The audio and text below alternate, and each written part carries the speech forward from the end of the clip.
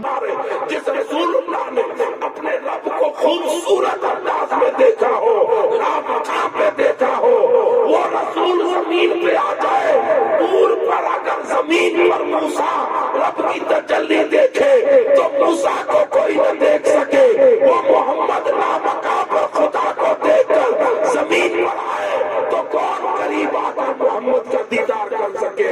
اس لیے رسول اللہ اس معیار میں زمین پر نہیں آئے بلکہ بشری معیار میں زمین پر آئے تاکہ بشر قریب ہو کر خدا کا پیغام مجھ سے دے سکے۔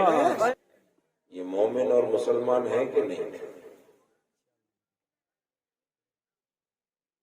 میں آپ سے پوچھ رہا ہوں، آپ جتنے لوگ بیٹھے ہیں مسلمان ہی ہیں؟ بے شک بے شک، مومن مسلمان جو لفظ عام بولا جاتا ہے۔ اب مومن اور مسلمان ہم اپنے آپ کو لکھوا رہے ہیں، کہہ رہے ہیں، کہلوا رہے ہیں۔ دنیا کے ہر رجسٹر اور انٹری پروف میں ہم مسلمان ہیں۔ اللہ کرے کہ جس طرح یہاں پر مومن اور مسلمان کہلوا رہے ہیں، خدا کے رجسٹر میں بھی ہم مومن ہو جائیں تو ہمارے لیے دنیا اور آخرت کی کامیابی۔ مومن مسلمان ہے۔ اللہ تبارک و تعالی ہم سے خطاب فرماتا ہے، مومنین سے، مسلمانوں سے، ہم سے خطاب ہے۔ ارشاد فرمایا یا ایھا الذین آمنوا۔ قرآن مجید میں یہ الفاظ کئی جگہ لگتا ہے، کئی جگہ فرمایا یا ایھا الذین آمنوا، اے مومنو۔ جب اللہ پاک نے یہ فرمایا کہ اے مومنو تو دوسرے تمام لوگ نکل گئے جو مومن نہیں ہیں۔ اب جو مومن ہے وہی بچے، اور قرآن مجید کا انداز تکلم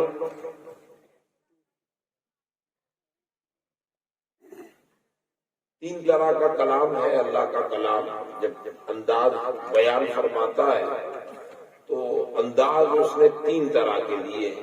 ایک، وہ پوری مانو جات کو خطاب کرتا ہے، پوری انسانیت، پوری نسل بنی آدم، کیونکہ اللہ کا کلام ہے، دائمی رہنے والا حضور کا معجزہ ہے۔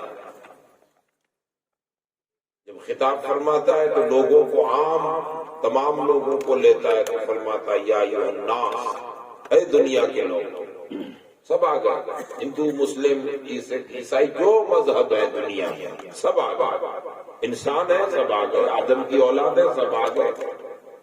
اور جب خاص خطاب کرتا ہے، اپنوں کو جب بیان فرماتا ہے تو کہتا ہے یا ایھا الذین آمنوا، تو باقی جتنے اگلے خطاب میں تھے نکل گئے، بچے وہی جنہوں نے محمد مصطفیٰ کو رسول مان لیا۔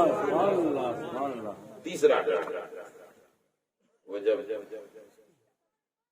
خاص باتیں، اخص الخاص، بہت اہم باتیں، ایک ہوتا ہے جنرل، ایک ہوتا ہے پرائیویٹ، اور ایک ہوتا ہے پرسنل پرائیویسی، اپنے آپ کی۔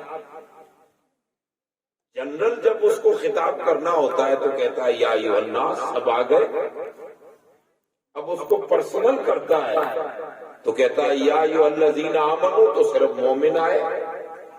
اب ایک دم پرسنل میں بھی خاص، اپنی پرائیویٹ، ایک دم پیچیدہ اور اپنی پرسنل بات اگر شیئر کرنا چاہے تو وہ کہتا ہے یا ایھا النبی۔ تو ہم بھی نکل گئے، صرف وہی آئے جن کے سروں پر خدا نے نبوت کا تاج سجایا۔ یہ قرآن مجید کے تین رنگ ہیں کلام کرنے کے۔ اس کلام میں یا ایھا الذین آمنوا فرمایا، پرسنل لوگوں سے خطاب، اور پرسنل کون ہے؟ مومن، ایمان والے۔ مومن کی معنی ایمان والے۔ تھوڑی دیر پیچیدہ اور کچھ خاص باتیں ہیں۔ ایک دم کان لگا کے سنیں گے تو انشاءاللہ نتیجے میں اول سے اینڈ تک سمجھ میں آ جائے. اور کان ادھر ادھر ہلکا سا بھی گیا تو پوری بات سمجھ میں نہیں آئی. پھر کہیں گے وہ اتنی دور سے ایک مولوی آئے تھے، کیا بولا سمجھ میں ہی نہیں آئی. بھائی قصور آپ کا ہے نا. اتنی دیر دقت میں بیٹھے ہیں تو تھوڑی دیر اور تھوڑی تکلیف برداشت کر لیں اور ایک دم کان لگا دیں. اور یہ کان بھی کھلے ہوں میری طرف اور تھوڑے اندر کے کان بھی کھلے ہیں، یہ دل کے کان بھی کھلے ہیں. اللہ تعالیٰ فرماتا ہے مومنوں سے، ایمان والے. اب آپ میں سے کوئی کھڑا ہو کر کہے کہ جو علم والے ہیں، عالم کی ڈگری والے ہیں، وہ ذرا اسٹیج پر رہیں اور باقی نیچے آ جائیں، تو بچے گا کون؟ علم والا ہی بچے گا نا، جس کے پاس عالم کی ڈگری وہی بچے گا. اچھا آپ میں سے کوئی کہے کہ جو قرآن کو حفظ کیے ہوئے ہیں، حافظ ہیں، حفاظ، وہی رہے باقی نیچے آ جائے. تو جن کے سینوں میں قرآن یاد ہوگا 30 پارے، اسی کو تو حافظ کہیں گے. کہ آپ جس کو چاہیں گے حافظ کہہ لیں گے، 2-4 آیتیں یاد ہوگی؟ نہیں. اچھا ڈاکٹر سب کو کہتے ہیں کہ جس کے پاس ڈاکٹری ہو اسی کو کہیں گے. جس کے پاس ڈاکٹری ہوگی، ڈگری ہوگی، اسی کو تو ڈاکٹر کہیں گے. حکیم کس کو کہیں گے؟ جس کے پاس حکمت ہوگی. تو اللہ تبارک و تعالیٰ فرما رہا ہے مومنوں، یہ خطاب انہی سے ہے جن کے پاس ایمان ہے. بے ایمانوں کو تو وہ مومن نہیں کہے گا نا. ایمان والوں کو کہہ رہا ہے، ایمان والوں، اے ایمان والوں، اے ایمان والوں. اب اگر میں کہوں کہ ایمان کہتے کس کو؟ سنتے تو ہم برسوں سے ہیں، ایمان ایمان ایمان، مومن مسلمان مومن. یہ ایمان ہے کیا؟ ایمان کا کوئی لک ہے، کوئی ڈھانچہ ہے، کوئی اس کی چھبی ہے، کوئی کیا؟ ایمان کس کو کہتے ہیں؟ اس کے جواب میں آپ کے ذہن میں میرے سوال پر آپ کے ذہن میں کئی جواب آئے گا. ہر کوئی اپنی اپنی کل وجہت، وہ مولی، ہر کسی کی اپنی سوچ ہے، اپنی سوچ کے مطابق جواب ڈھونڈے گا، جواب من میں رکھے گا. لیکن اگر یہ پرکھنا ہو کہ ایمان کہتے کس کو، بھئی جو حج کر کے آیا ہوگا اس کو حج کہیں گے. تو سمجھ میں آیا، ایک آدمی نے کہا حاجی، تو فوراً ذہن میں آ گیا کہ یہ مکہ مدینہ وہ بھی حج کے دنوں میں ہو کر آیا، یہ حاجی کہلائے. اب ایک آدمی کو کسی نے پکارا کہ اے نمازی، تو جب وہ نماز پڑھتا ہے تبھی تو کسی نے نمازی کہا ہے. تو جب اللہ ہمیں کہہ رہا ہے کہ اے مومنو، تو یہ بھی سمجھنا ہوگا کہ ایمان ہے کیا. تو دیکھیے اسٹیج پر کئی علماء کرام بیٹھے ہیں، یہ سب پڑھے پڑھائے. تقریریں ان کو سمجھانے کے لیے نہیں ہوتی، یہ تو زینت ہوتے ہیں ہماری محفل ہوگی. اگر یہ سب چلے جائیں نا اور میں اور آپ بچیں تو دونوں کان نکل جائیں تو آدمی تو زندہ رہتا ہے نا، لیکن لکی ختم ہو جاتی ہے چہرے. ہوتا ہے کہ نہیں؟ یہ ناک اگر کاٹ لیا جائے تو انسان تو زندہ رہتا ہے نا، دیکھ رہا ہے، سن رہا ہے، سونگ بھی رہا ہے، لیکن جو لکنگ ہوتی ہے وہ ختم ہو جائے. سونگنا اس کا کام نہیں ہے، وہ ڈانٹیاں اندر ہے سونگنے والی، لیکن یہ زینت ہے. یہ کان بھی ایک زینت ہے. اللہ پاک نے جو انسان کو حلیہ دیا ہے نا، اس کی زینت ہے. تو ہمارے دین، ہمارے پروگرام، ہمارے مذہب، ہماری پہچان اور ہمارے جلسوں کی زینت یہ علماء کرام ہے. اگر آپ ان میں سے کسی کو نہ منگائیے گا اور مجھے اور آپ کو آمنے سامنے کر دیجیے گا، کوئی ناطقہ بٹھا دیجیے گا، تو ٹھیک ہے، تقریب تو تب بھی ہو جائے گی، سنا بھی لیں گے، بول میں بھی لوں گا، لیکن جو ایک عزت آنی چاہیے وہ نہیں آئے گی. یوں لگے گا کہ ہمارے سروں کے اوپر سے کوئی ایسے پرندے اڑ کے گئے ہیں، پتہ ہی نہیں چل رہا. تو ان کو سمجھانے کے لیے تقریر نہیں ہوتی، آپ کو سمجھانے کے لیے ہوتی. تو کچھ باتیں آن اسٹیج جو جلوہ افروز ہیں ان کے لیے ہیں کہ اگر ان کو سمجھاتے سمجھاتے میں کوئی ہلکی رائے اختیار کر لوں تو مہربانی کر کے پیچھے سے فتویٰ مت چھوڑ دینا، کیونکہ آپ کو سمجھانے کے لیے. اچھا وہ ہے نا کلم الناس علی قدر عقولہم، تم لوگوں سے کلام کرو تو اپنی معیار کی گفتگو مت کرو. آپ کا معیار تو بڑا ہوگا نا، آپ علم والے ہیں. اب میں گفتگو کر رہا ہوں اپنے معیار سے نہیں، آپ کے معیار کو سمجھ کے گفتگو کر. کیونکہ جس لیول پر علماء ہیں، اگر یہ علماء اپنے لیول سے کلام کریں تو آپ کی سمجھ میں آئے گا؟ اپنی لیول سے اگر کلام کریں تو سمجھ میں آئے گا؟ نہیں آئے گا. تو کس لیول سے آتے ہیں؟ وہ ایک دم نچلے لیول سے. وہ لحاظ اخلاق نہیں، اخلاق تو اونچے ہی ہے، لیکن وہ آپ کو سمجھانے کے لیے نچلے لیول پر آتے ہیں. آپ سمجھتے ہیں تو ہماری طرح ہی ہے. ارے بھائی ہماری طرح بنا ہے نہیں، اس نے آپ کی طرح اپنے آپ کو بنایا ہے تاکہ آپ اس سے مل سکیں، جڑ سکیں، قریب آ سکیں، آپ کو نیا نہ لگے، اپنا لگے. اپنائیت پیدا کرنے کے لیے اس نے یہ لہج اختیار کیا ہے تاکہ آپ تک رسول اللہ کا دین پہنچ جائے. اور اسی کو تو کچھ لوگ پکڑ کے بیٹھ گئے نا، رسول اللہ ہماری طرح بشر ہے. اسی کو تو وہ نہیں، حضور نے فرمایا انا بشر مثلکم، میں تو تمہاری طرح ایک بشر ہوں، تم مجھے دوسرا کچھ مت سمجھنا، میں تو تمہاری طرح ہی ہوں. تو اسی کو آج ڈانٹ باندھ لی ان لوگوں نے. رسول اللہ خود قرآن کہہ رہا ہے کہ میں بشر ہوں، حضور کہہ رہے ہیں کہ میں تو بشر ہوں تمہاری طرح ہوں. اور یہ سنی لوگ کہتے ہیں نہیں رسول اللہ نور ہے، اعلیٰ ہے، افضل ہے، سب سے اعلیٰ و اولیٰ ہمارا نبی. یہ غلط عقیدہ، عقیدہ قرآن نے جو دیا ہے وہی اپناؤ. ایسا ہی تقریریں اور بھاشن اور یہ وہ واٹس ایپ فیس بک الٹا سیدھا یہی رہے. اب اگر پوچھیں گے یار تم کیا سمجھے ہو، رسول اللہ تو اس معیار کے ہیں کہ حضور کی اصل حقیقت کو خدا کے سوا مخلوق میں کوئی نہ جانے. معیار رسول ہم آپ کیا طے کریں گے؟ ہماری بساط اور اوقات ہی کیا ہے؟ بھی اوقات کبھی کسی صاحب اوقات کی معیار پر طے کریں گے کہ ان کا معیار کیا ہے. ہم آپ لوگ کون ہوتے ہیں معیار طے کرنے والے؟ کون جانے کہ حضور ہے اصل حقیقت کو لم یعرفنی حقیقت غیر ربی اور سوا ربی. فرمایا ابو بکر میری حقیقت کو میرے خدا کے سوا کوئی نہیں جانے. ہم نہیں جان سکتے، مخلوق میں کوئی نہ جانے. جبرائیل نے زندگی گزار دی بارگاہ رسالت میں، لیکن جب حضور نے پوچھ لیا تو جواب یہی دیتے ہیں، یہی بولے سدرا والا چمن جہاں کے کھانا سبھی میں نے چھان ڈالا، تیرے پائے کا نہ پائے. معیار ہم نہیں سمجھ سکتے محبوب، آنا جانا تیرے دھری دہلیز پہ رہا ہے، تیری گفتگو میں نے سنی ہے، تیرا چلنا پھرنا اٹھنا بیٹھنا سونا جاگنا گفتگو کلام فرمانا مسکرانا سب کچھ دیکھا.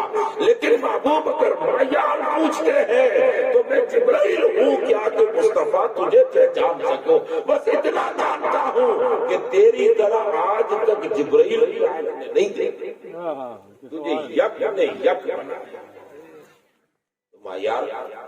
تو پھر حضور نے یہ کیوں کہہ دیا کہ میں تمہاری مثل ہوں؟ اس لیے فرمایا تاکہ اگر حضور اپنے اوریجنل رنگ میں ہوتے نا تو کوئی ابو بکر نہ ہوتا، نہ عمر ہوتا، نہ عثمان ہوتا، نہ علی ہوتے، نہ اصحاب ہوتے، نہ کوئی قریب آتا، نہ کوئی بیٹھتا، نہ کوئی سن پاتا، نہ یہ دین ہوتا. ایک بار خدا، یہ میرا موضوع نہیں ہے، یہ تو خالی سمجھانے کے لیے معیار علماء سمجھانے کے لیے گفتگو کی. ایک بار خدا کو نہیں دیکھا، کلام سنتے تھے دور پر، کسی کی بات سنے تو دیکھنے کا دل کرتا ہے، ہوتا ہے کہ نہیں؟ آپ کو بات کریں کسی سے اور کبھی نہ دیکھا ہو، باہر کوئی بیٹھا ہو، پتا چلے کہ آپ کا کوئی ہے اور آپ روز واٹس ایپ پر یہ چیٹ کر رہے ہیں اور بات بھی کر رہے ہیں وائس کال، تو کبھی تو آپ کا دل چاہے گا کہ آج ویڈیو کال کرو، ہوتا ہے کہ نہیں ہوتا؟ دل کرتا ہے کہ نہیں کرتا؟